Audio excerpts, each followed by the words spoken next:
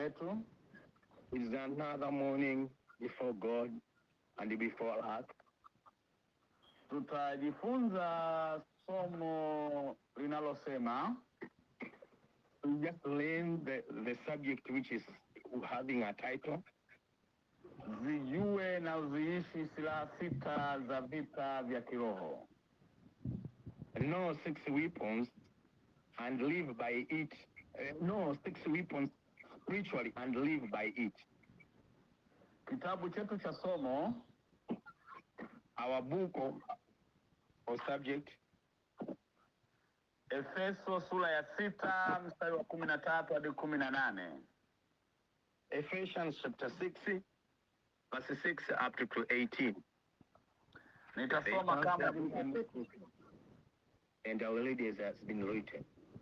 Kwa sababu hiyo, Because of that reason, twaeni silaha zote za Mungu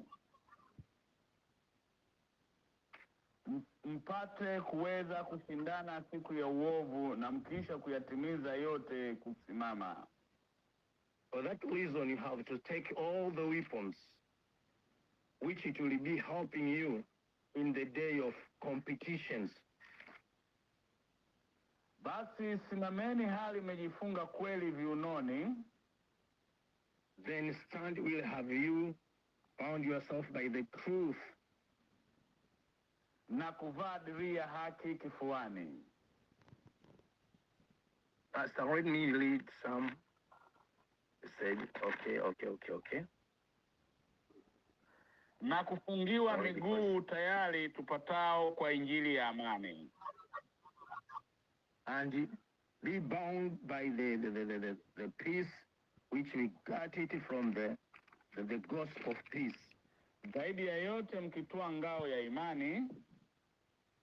Above of everything, you have to take a faith, ambayo kwa hiyo mtaweza kuizima mishale yote yenye moto ya yule mwovu.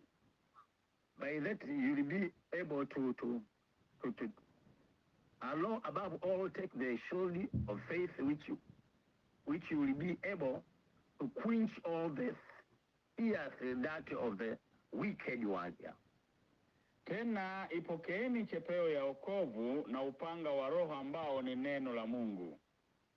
And take the helmet of salvation and the sword of the Spirit, which is the word of God.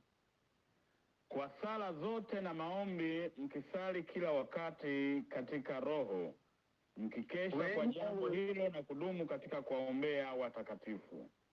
Praying always with all prayer and supplication in the Spirit, being watchful to this end with all perseverance and supplication for all saints.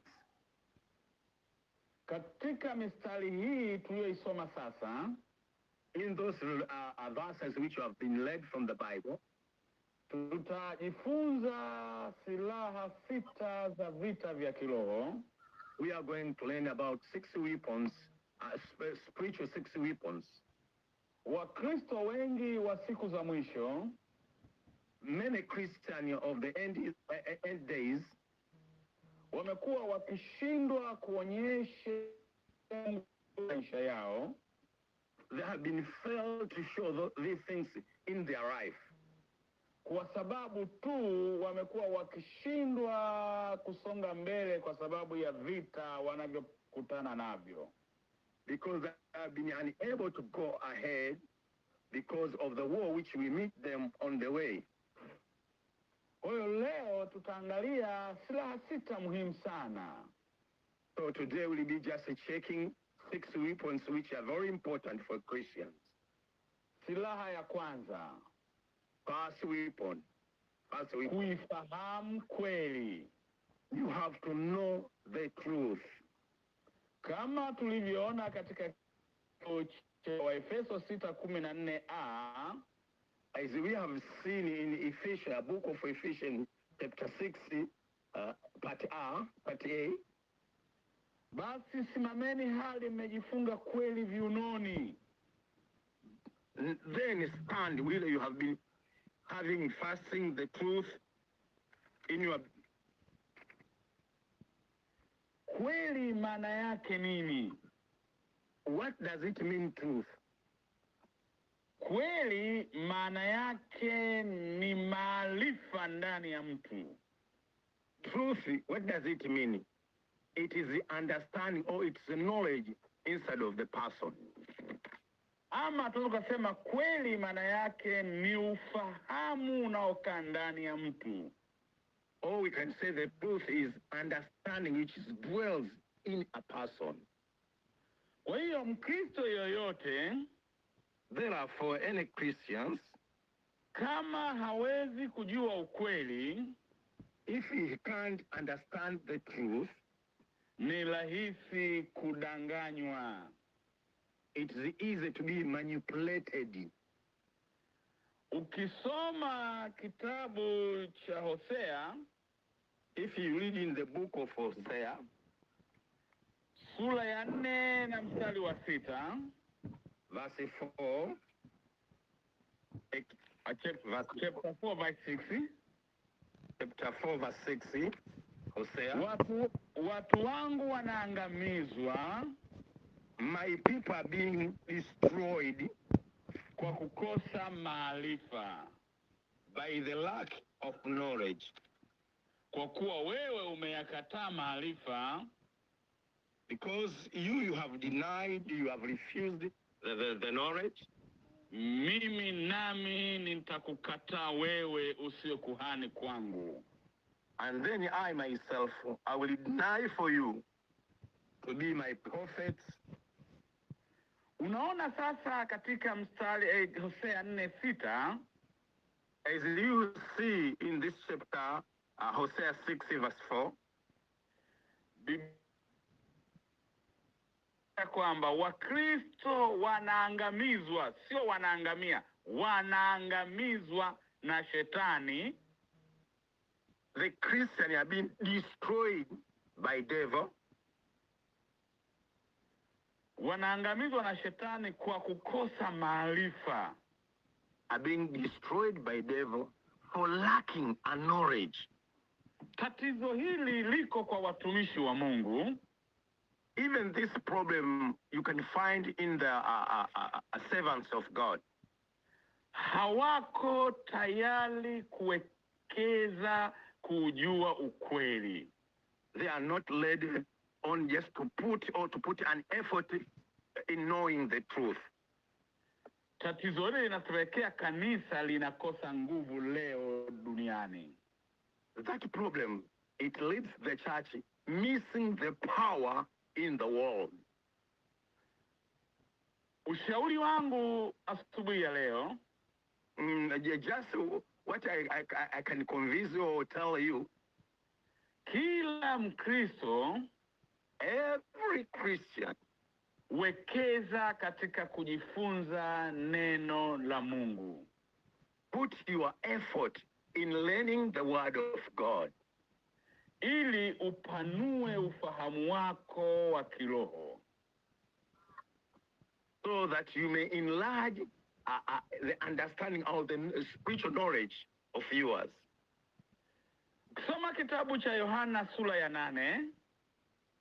If you read from the book of John chapter 8, mstari wa 31 na 32, verses 31 and 32, Biblia inasema, the Bible says, basi Yesu akawaambia wale Wayahudi waliomwamini, Jesus told those Jews who have been believed in him, ninyi mkikaa katika neno langu, if you stay in my word, mmekuwa wanafunzi wangu kweli kweli.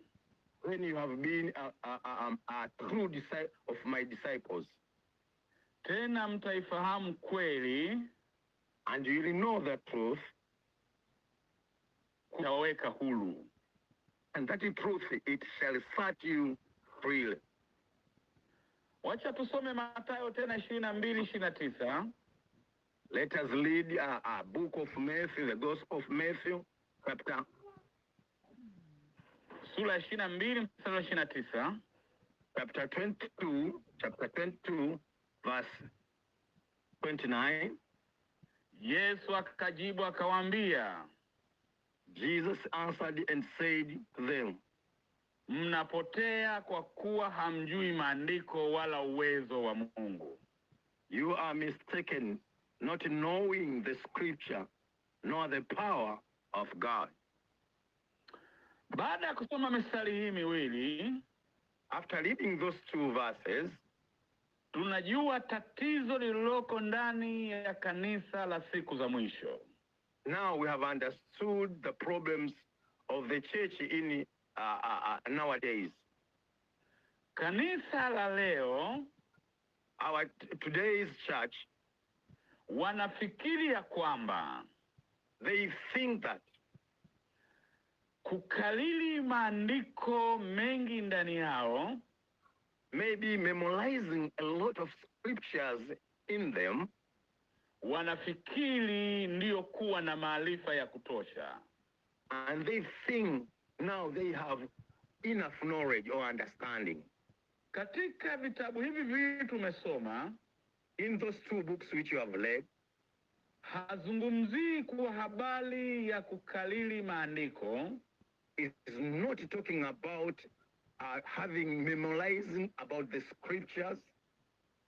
Anazungumza Mungu kwa habari ya maarifa yaliyoumbika ndani ya mtu. But God is talking about the knowledge which has been built inside of the believers. Haya maarifa yanaingia ndani ya mtu. Those knowledge enters into the person kwa kujifunza neno la Mungu, by learning the word of God.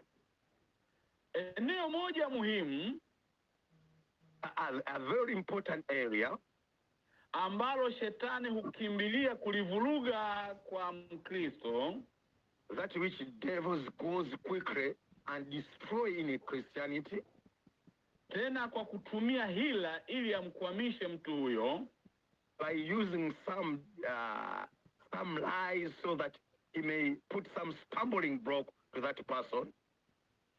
Eneo hilo linaitwa ni fikra.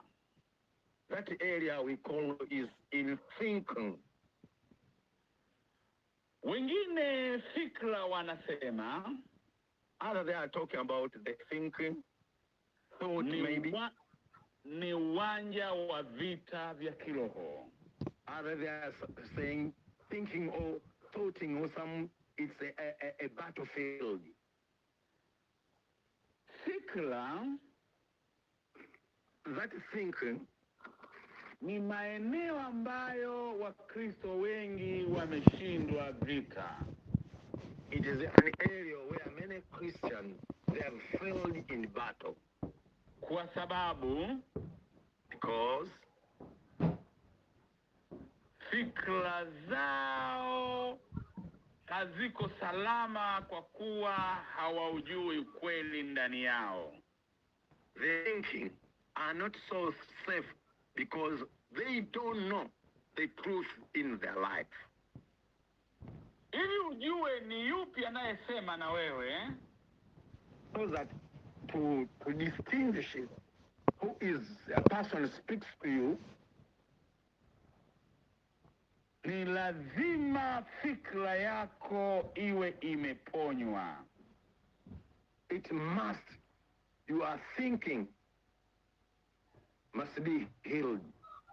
Na ili fikra yako iponywe, so that your thinking may be healed, ni lazima uwe kweli ndani ya fikra yako. You must put the truth in your thinking. Ili ujue ni yupi anayesema na wewe, so that you may distinguish who is speaking to you, lazima uwe na maarifa ya posha. You have to have an enough understanding or knowledge.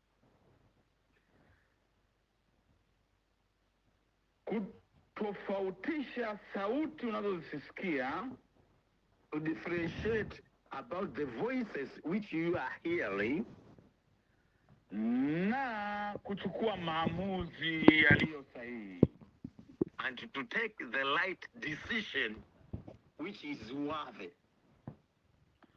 Kwa sababu Because Wakorinto wa pili sura ya 10, 2 Corinthians chapter 10 mstari wa 4, verse 4, 2 Corinthians verse 10, Biblia inasema, the Bible says, maana silaha za vita vyetu si za mwili, for the weapons of our warfare are not carnal, bali zina uwezo katika Mungu hata kuangusha ngome, but might in God for pulling down strongholds. Mstari wa 5 unaeleza hali halisi. Verse 5, it's talking about plainly conditions. Tukiangusha mawazo, casting down arguments, na kila kitu kinachoinuka kijinuacho juu ya elimu ya Mungu, and everything high thing that exalts itself against the knowledge of God, na tukiteka nyara kila fikra ipate kumtii Kristo, and bringing every thought into captive to the obedience of Christ. Unaona sasa hapa jambo la muhimu. You see the very important point here, kwamba kama huna maarifa ya kimungu ndani yako, if you don't have godly knowledge inside of you, shetani ni rahisi kuchezea fikra zako. It's so easily for devil to come and to play with your thought, kwa kutumia Biblia hivyo kukuangusha, even by using the Bible to make some stumbling for you. Kwa sababu shetani pia hutumia Biblia, because even devil sometimes use the Bible.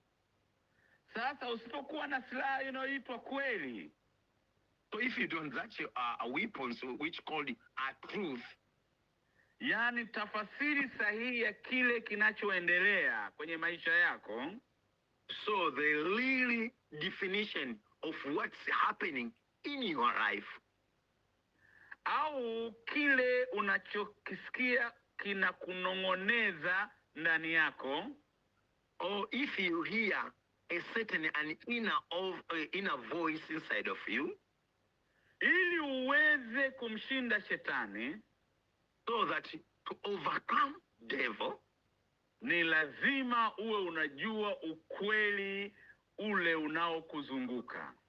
You have to know all the truth which is surrounding you. Wacha tuone mfano huu. Let us take an example. Hatutasoma katika kitabu cha Mwanzo sura ya 3 mstari wa 1 Genesis chapter 3, we won't read it, but Genesis chapter 3, verse 1 up to 6. Kutoka mstari wa 1 mpaka wa 6. Hapa tunakutana na kisa cha Eva. Here we meet a certain things of evil. Eva.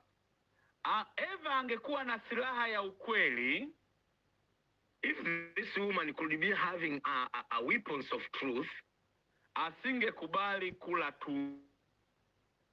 He couldn't accept to eat that fruit. Kwa sababu shetani alitumia andiko kutoka kwenye Biblia.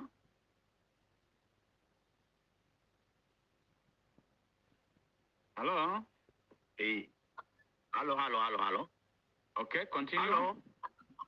Endelea. He couldn't accept to eat that fruit, that woman, Eve in the garden. Shetani alitumia andiko kutoka kwenye Biblia ili kumlaghai Eva. You see, devil, he used the word of God so that to deceive Eva, Shetani alitumia silaha yake maarufu inayoitwa hila. He used, devil used his weapons, we call it deceptive lioness. Alikuwa kama anawasaidia, kumbe anawaangamiza. He pretending as if helping them, but he was destroying them. Alivaa sura ya mwana kondoo, kumbe ni mbwa mwitu. He imitated the image of angels, good image. Na ndivyo lilivyo kanisa la leo. It's just like today's church. Kanisa limevamiwa na watumishi waliovaa ngozi au sura ya mwanakondoo, kumbe ndani yao ni mbwa mwitu. Many servants who pretend them to be servants of God, really the servants of devil, they have come to the church in the image of a sheep. Hapa kanisa haliko salama, Ulaya hawako salama, Afrika hatuko salama, Asia hatuko salama. We are not so safe. As a Christian worldwide, we are not very safe. Kama Mkristo hutakuwa na silaha hii namba moja ya kuwa mkweli, kujua ukweli. If as a Christian, personal Christianity, as a Christian, you don't have such a weapons of knowing the truth, silaha ya shetani anayotumia hila na maajenti zake watakuweza. A devil, as he uses this deceptive with his angels around, they will win the battle against you. Shida ya neno linalotoka kwa shetani, the problem is the word which comes from devil. Sio neno kamili. Is not all the word. Maana ni muhimu kuwa makini sana. It's very important to be having a great attention. Shetani mara nyingi, many times devil, anatumia maandiko ya kwenye Biblia. He used the scripture from the Bible. Ama ataongeza kitu ama atapunguza kitu kwenye hayo maneno ya kwenye Biblia. What devil will do? He will just add some words, or he will just remove some words in those words. Kama neno atakalotumia ni kamili, if he uses the word in a full, basi ujue atalitumia ila yasiyo sahihi. He will use that scripture in a long direction, long meaning. Hili jambo ni la muhimu sana sisi kama kanisa leo kuelewa. This is very important as a today's church to understand. Anaweza kuja mtu mbele yako kama mtumishi wa Mungu. He can come any person in front of you as a servant of God. Na akatumia ama kuhubiri neno la Mungu. And he can preach or use to preach the word of God for you. Lakini mazingira yasiwe sahihi. But the around it won't be so collect all the truth. Ndiyo maana, that's why, lazima ujue jambo lililo sahihi. You have to know the real thing. Usihangaike kujua uongo. Never disturb yourself by knowing the lioness. Wekeza kujua ukweli wa Mungu. Insist of knowing all the truth of God in your life. Uongo utajitenga wenyewe mbele ya mtu anayejua ukweli wa Mungu. Automatically, lioness, it will just separate itself a person who knows the truth of God. Mtu akikwambia huyu ni Mungu, if someone comes and tell you this is a God, ana mapembe, that person having a horns, wewe mpeleke Mungu asiye mbele yake. Where you just take a truly God before that person.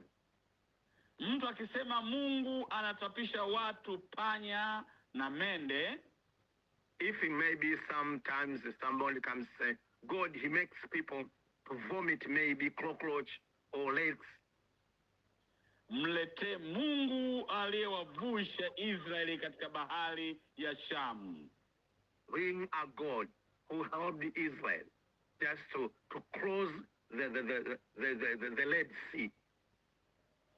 Kuna vitu vidogo vidogo vinafanywa na wababaishaji kiasi cha kuleta mtikisiko.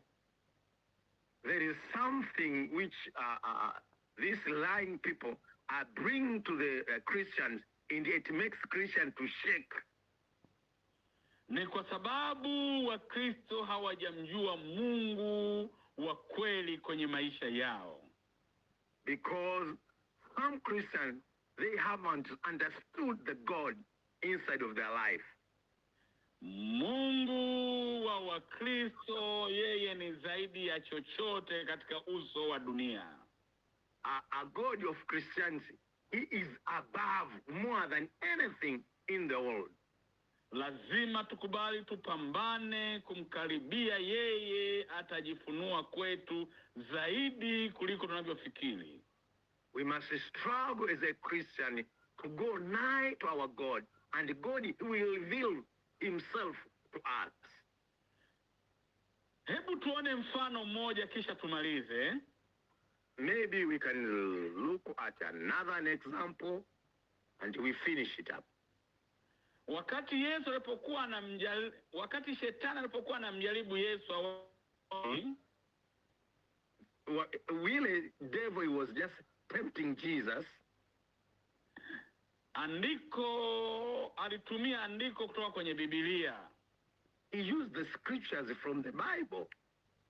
Wacha nisome katika Mathayo sura ya 4 mstari wa 6. Let me read from the book of Matthew chapter 4 verse 6. Akamwambia, ukiwa ndiye mwana wa Mungu. And he said to him, if you are the Son of God, jitupe chini, kwa maana imeandikwa, throw yourself down, for it is written. Atakuagizia malaika zake, na mikononi mwao watakuchukua usiwe kajikwaa mguu wako katika jiwe. He shall send, he shall give an angels charge over you, and in their hands they shall bear you up, lest you dash your foot against stones. Andiko hili lilikuwa na changamoto kuu mbili kama ifuatavyo. This scriptures was having a certain two things inside of it. Kwanza, halikukamilika hasa unapolilinganisha. First, it was so not a full word or full scripture as you compare it. Na Zaburi 91 mstari wa 11 hadi wa 12. With Psalms 91 verse 12. Utagundua kuna mstari shetani aliuluka. You will discover the devils dashed out that verse. Changamoto ya pili. Second, alitumia mazingira yasiyo sahihi. He used a circumstance which is not so much correct. Ndio maana ukilichunguza kwa umakini jibu la Yesu, that's why if you search the answer of Jesus, utabaini kwamba you understood alikuwa anamwambia shetani kuwa, he was telling devil that ametumia andiko liloko kwenye Biblia, he has used the scripture from the Bible, lakini mazingira yasiyo sahihi. But in the wrong circumstances. Kwa hiyo huwezi kuliingiza kwenye utendaji. So that word, you can't use it. You can't use it. Kwa hiyo sasa, therefore, kulitumia neno la Mungu nje ya mazingira sahihi, using the word of God out of the real circumstances, ni kumjaribu Mungu. It is just emptying God. Na hilo neno haliwezi kuzaa matunda. And that word, it will never produce any kind of fruit. Na hicho ndicho Yesu alichomwambia Shetani. And what Jesus answered to devil. Yesu angejirusha, perhaps Jesus, he could just maybe jump over. Kisa tu imeandikwa kwamba atakuagizia malaika. Because of just simple, God, he will send an angel. Ingekuwa kosa kubwa sana kwa Yesu. It could be a greatest mistake to Jesus. Inawezekana Yesu asingepata huo msaada wa malaika. Maybe, and I'm truly, he couldn't just having a help from angels. Na ndio maana Wakristo wengi leo, that's why so many Christians today, wasiojua ufahamu, who don't having a knowledge, na maarifa ya kimungu ndani yao, and the understanding of the God's understanding inside of them, wamekuwa wakidanganywa na watumishi wasiojua ukweli. They have been deceived by the servants who doesn't know the truth. Mara nyingi leo unakuta watu, most of the days, unakuta wanamwagiwa maji kwenye ndoo. Maybe you can find people are being watered by bucket. Wakiambiwa huyo ndiye Roho Mtakatifu. And they've been told that water from the bucket is the Holy Spirit to them. Wengine wananyweshwa mafuta. Others have been swallowed an oil. Wanaambiwa hiyo ndiyo nguvu ya Mungu. And they've been told that oil is the power of God. Hapana kabisa. That's not true. Nguvu ya Mungu ni Roho Mtakatifu ndani ya moyo wa mtu. The power of God is the Holy Spirit in the heart of person. Kwa hiyo sasa, therefore, kupata tafasiri sahihi juu ya neno la Mungu, to get a true meaning of the word of God,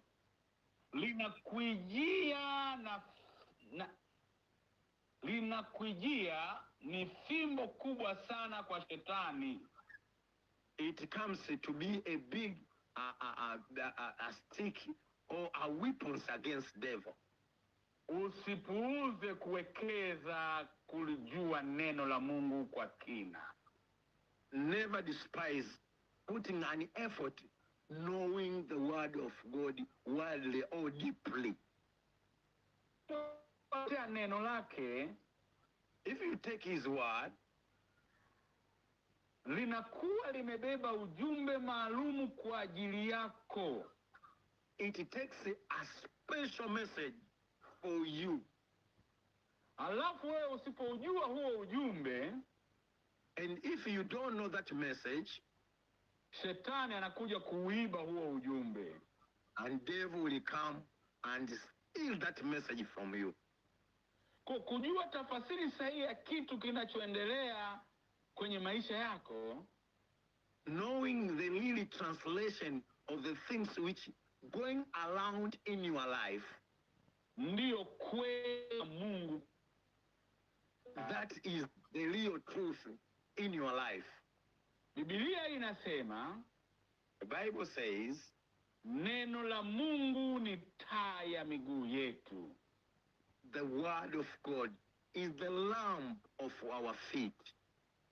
Kwa hiyo tunapata mwongozo wa nini cha kufanya, so that we get being guided of what to do, na nini tusifanye wakati wa vita vya kiroho, and what we shouldn't do in the war time, in the spiritual war time. Ni neno la Mungu kwenye by the word of God in our life.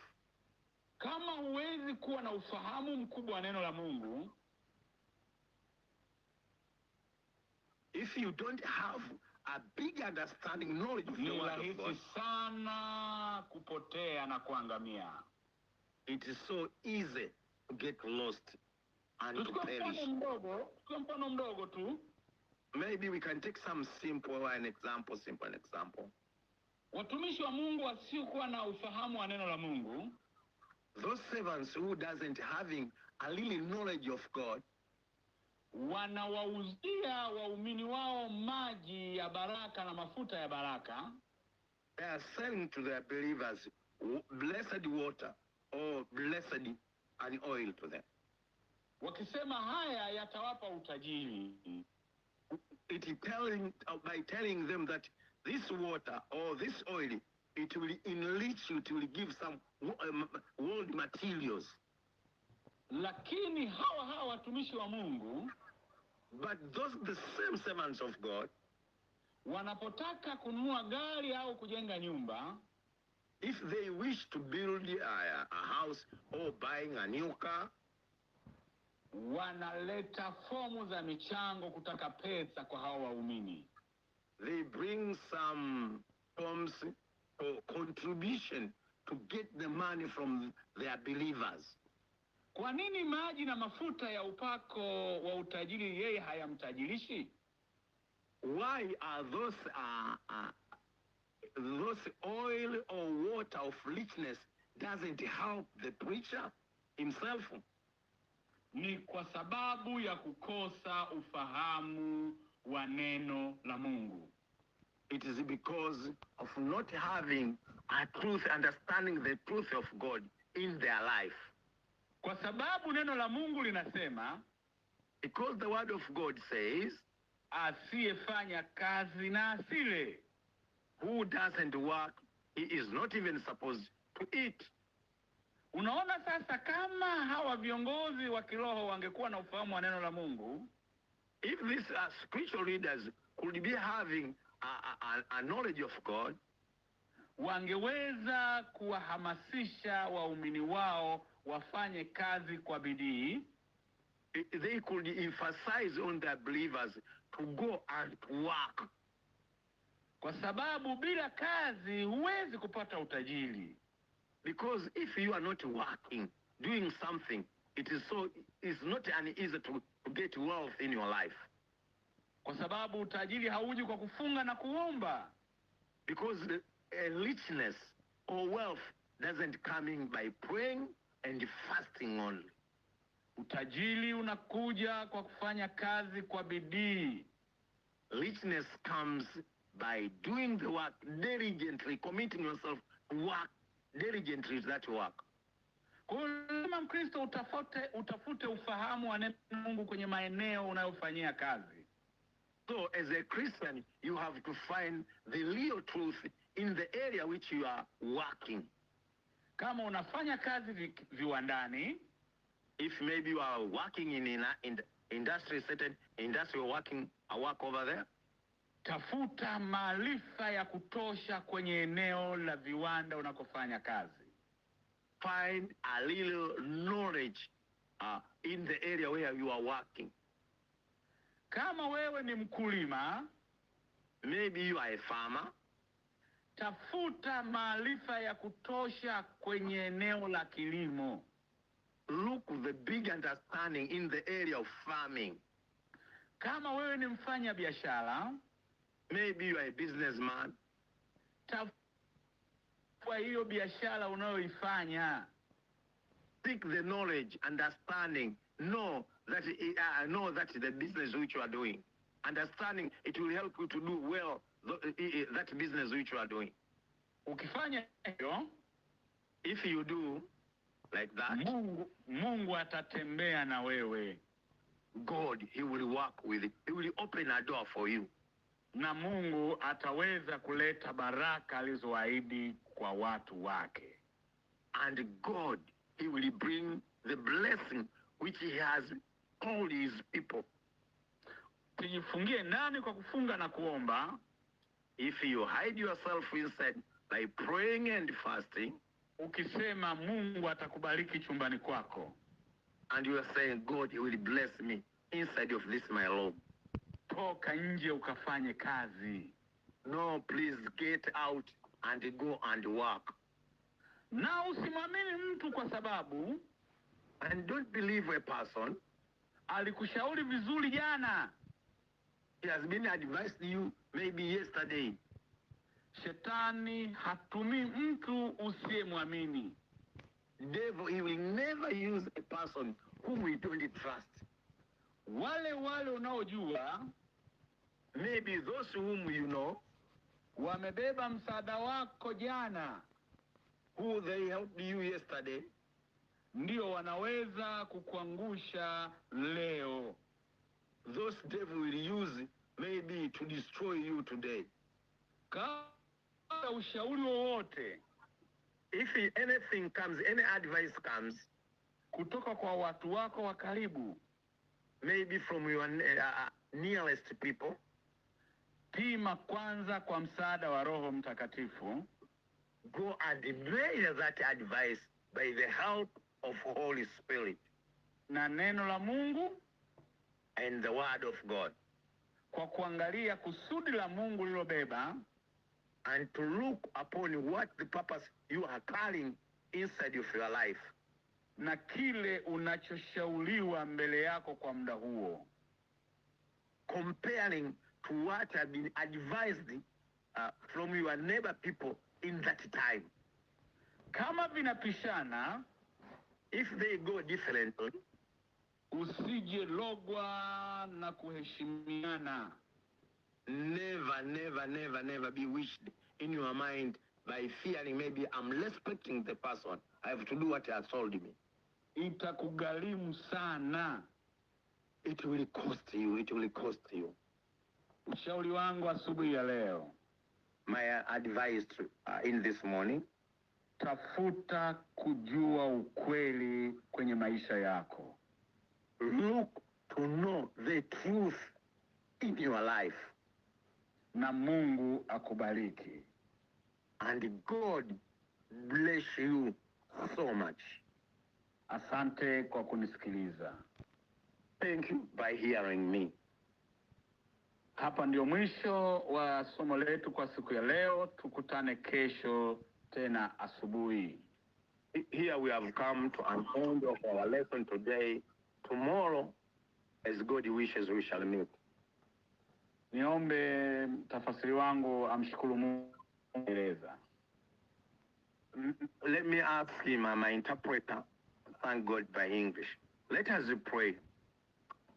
Our Heavenly Father, we thank you for all the blessing you showered today for us healers, wherever they are. God, we thank you, we bless you. We give you honor. You have given us a beautiful manner. You have given us a spiritual food. You have given us a direction. You have given an eyes so that you can see what devil he wants, the area which devil wants to attack us. Today you have understood that if we don't know the real truth, devil will come and hit us, destroy us. Lord, we cry before you. Help our people to have time to understand your truth, oh my God. Help your people to know the deepest meaning of your word, my God. We are taken away, my God. Think it's the word of God. Think it is you, when it is not you. Eventually, the church is missing the real power to evangelize the world. Help us, oh my God. Help us, oh my God. Send us, oh God, another help, oh God. Send the knowledge of God. Send the hunger, people to hunger, to know the truth, to know the word of God, and to work upon it, oh God. Help us to sacrifice of ourselves, to know your truth, oh God. We thank you, God, for the servant. We thank you, God, for all the ministers in this online, oh my God. Wherever they are, help them, my God. It's my cry. Lord, we are perishing. We have been destroyed. And your church has been destroyed. We are just like a stones, my God. If one stone has been destroyed, it affects many people. Not only Tanzania, not only America, not only Sweden, not only Chinese. Anyone in those countries, if devil gets to destroy any kind of person, he is destroying us worldwide. Lord, I pray your mercy. Lord, I pray your mercy. Lord, I pray your mercy, Lord. Have mercy upon us, my God. You have called us, but we are not putting an emphasization of knowing truth. We are learning the things which are not fruitful in your church. The church has gone away from you. In Isaiah chapter 1, my God, I'm not to preach verse 3. Donkey knows the home. Cow knows the home. But my people Israel, who I fed them, they are away from me. People of God, we are away from you. We confess this sin in this morning. Come back, God. Come back, God. In Romans, you say, as they knew you, but they couldn't emphasize knowing the truth. God, you yourself, you have rejected your people. Come back, my God. We know you love us. You said you love us beyond all things. Help us. We are children, belongs to you. Nowhere to go, my God. Our tears are upon you, oh my God. Let your blood of Jesus wash us. Let your Holy Spirit come back in your life, oh my God. Save us, oh my God. Lord, we humble ourselves before you in this morning. Not only, we all, with the people who are listening from you, we humble ourselves before you. Thank you for blessing us. Thank you for having another good day. Bless your people. Stay with your people. And bless them, oh God. Give them good. In Jesus' name, Lord, we pray and we bless your holy name. Rafiki yangu wewe katika